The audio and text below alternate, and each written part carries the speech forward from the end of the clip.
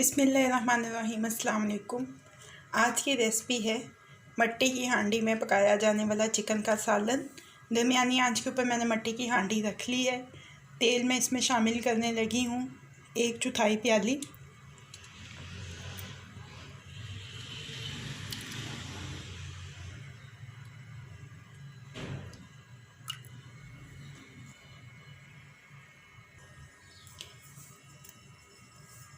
तीन बड़ी बड़ी प्याज ली मैंने, जिनको पेस्ट बना लिया है। कच्ची प्याज डाल रही हूँ मैं। आप चाहें तो इसको बारीक चॉप करके भी डाल सकते हैं। प्याज को हम इतनी देर तक फ्राई करेंगे कि इसका कच्चापन जो है वह दूर हो जाए, ये हल्की हल्की सुनहरी होने लग जाए।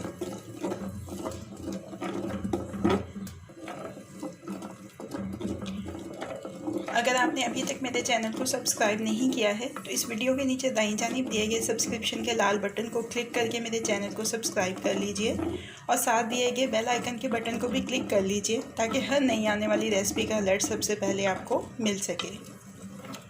ये तकरीबन 10 मिनट हो चुके। ये देखें प्याज ने अपनी रंगत तब्दील कर ली है। अब मैं इसमें शामिल कर रही हूँ 1 खाने का चम्मच लहसुन अदरक का पेस्ट और साथ ही 1 चाय का चम्मच सब्ज़ मिर्चों का पेस्ट। मिक्स कर देंगे इसको अच्छी तरह से। अच्छा, हम जिन बर्तनों में पकाते हैं उनका भी बहुत जायके के ऊपर फ़र्क पड़ता है। जब बहुत साल पहले शादियों में खाना लोग घरों में पकवाते थे और वो लकड़ी के चूल्हों के ऊपर पकाया जाता था, लकड़ियाँ जला के, और पीतल की देगों में पकाया जाता था। तो जो उस दौर में खाना पकता था उसका जायका हमें अब देगी खाने में नहीं मिलता, क्योंकि अब बर्तन भी चेंज हो गए हैं और वो लकड़ी वाला सिस्टम भी चेंज हो गया। अब सुई गैस के ऊपर ही पकता है खाना, तो अब वो जायका नहीं मिलता।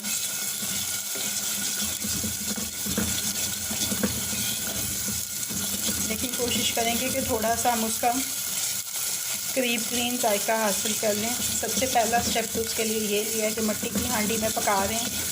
मट्टी की हांडी में पके हुए चिकन के जायके में और नॉन स्टिक में पके हुए चिकन के जायके में बहुत ज़्यादा फ़र्क होता है, बहुत ज़्यादा।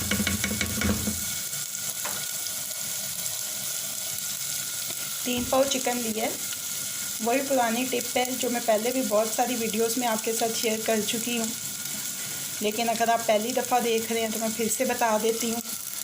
चिकन को पकाने से पहले 15 मिनट पानी में भिगो के रखें ताकि ये जल्दी गल जाए और जूसी बने, खुश्क ना हो। बल्कि ये 3 पाव से भी थोड़ा सा ऊपर ही है चिकन, 3 पाव से 1 किलो के दरमियान में है।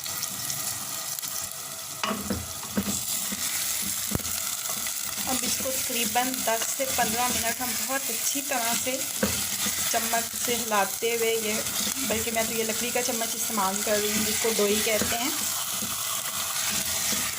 क्योंकि हांडी के अंदर वही इस्तेमाल करनी चाहिए। तो इसको 10-15 मिनट बहुत अच्छी तरह से हमने पकाना है। मुर्गी की रंगत सुनहरी हो जाए और ये अध गला हो जाए। ये पुराना रवायती तरीका है जिसमें चीज़ों को अच्छी तरह से भून के धीमी आंच के ऊपर पकाते थे। अब जो नए तरीके हैं कि ग़िज़ाइयत ज़ाया ना हो जाए, तेज़ आंच के ऊपर फटाफट से पका लें, ये उससे बड़ा मुख्तलिफ तरीका है। बस अब 15 मिनट, कम से कम 15 मिनट इसको भूनेंगे अच्छी तरह से। तकरीबन मुझे 15 मिनट हो गए इसको भूनते हुए। मैं थोड़ा सा आपको दिखाऊँ, ये देखें, आपको रंगत नज़र आ रही होगी इसकी सुनहरी हुई हुई।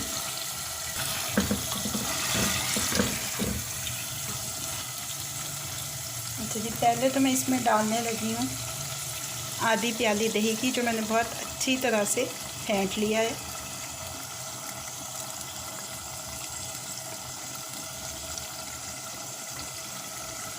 इसको मिक्स कर लेते हैं पहले।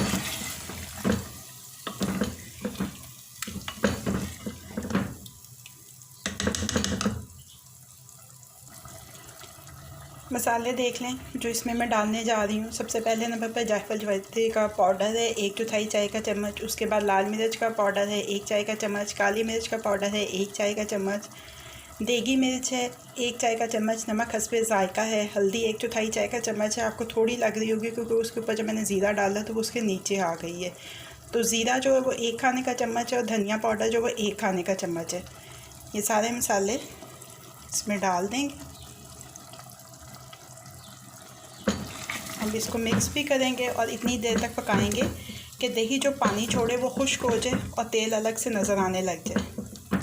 अच्छा, आपको इसकी आवाज़ नहीं आ रही होगी, आपको लग रहा होगा कि शायद मैंने चूल्हे को कोई कम ज़्यादा किया है। इसमें ठंडा दही डाला है ना, उसकी वजह से इसका टेम्परेचर ज़रा नीचे गया है। फ्रिज में से निकाल के डाला है मैंने दही। ये अभी दोबारा से पकना शुरू हो जाएगा। दही का पानी खुश्क हो गया, ये देखें तेल नज़र आने लग गया।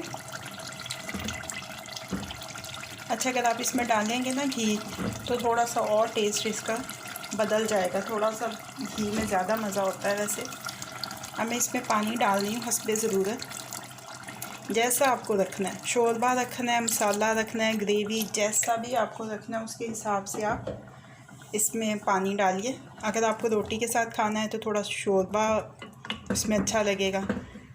अगर नान के साथ खाना है तो ग्रेवी होनी चाहिए गाढ़ी वाली। चावलों के साथ भी ये बहुत मज़े का लगता है। मैं ढक रही हूँ इसको और अब 3/4 तो ये तकरीबन गल चुका है। बस थोड़ी सी कसर है चिकन में, वो गल जाए ये मुकम्मल तौर से और इसकी जो ग्रेवी है वो हमारी मतलूबा गाढ़ी हो जाए तो ये तैयार हो जाएगा। चेक करते हैं।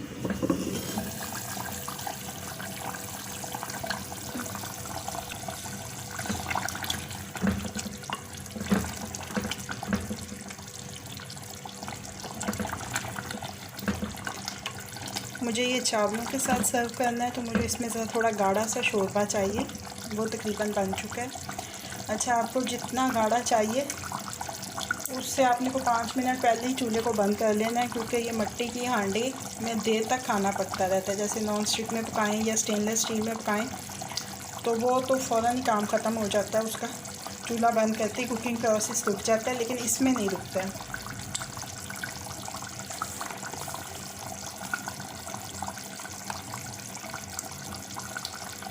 आधा चाय का चम्मच मैंने डाल दिया इसमें गरम मसाला पाउडर।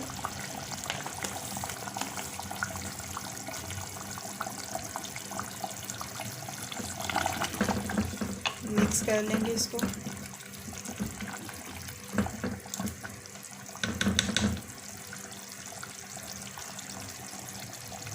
चूल्हा मैं बंद कर रही हूँ।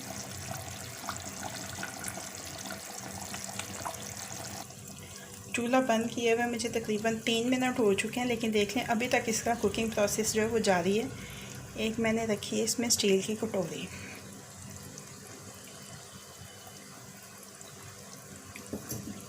इसमें एक दहकता हुआ कोयला,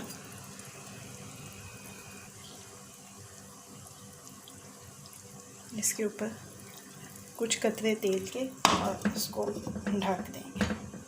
अब तकरीबन इसको 3-4 मिनट ये कोयले का देंगे धुआं।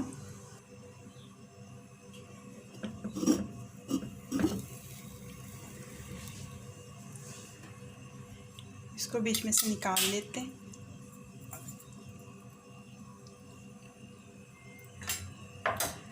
और अब इसको डिश आउट कर लेते हैं।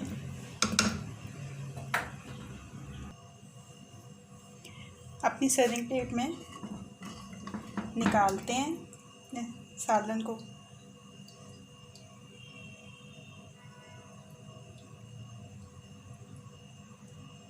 बिस्मिल्लाहिर्रहमानिर्रहीम।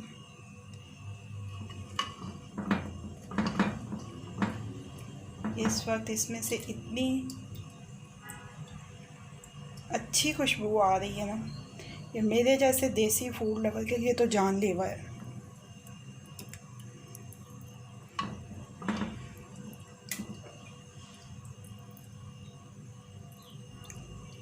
एक दफ़ा निकाल लें, फिर हम अपनी सर्विंग प्लेट को क्लीन कर लेंगे साइड से।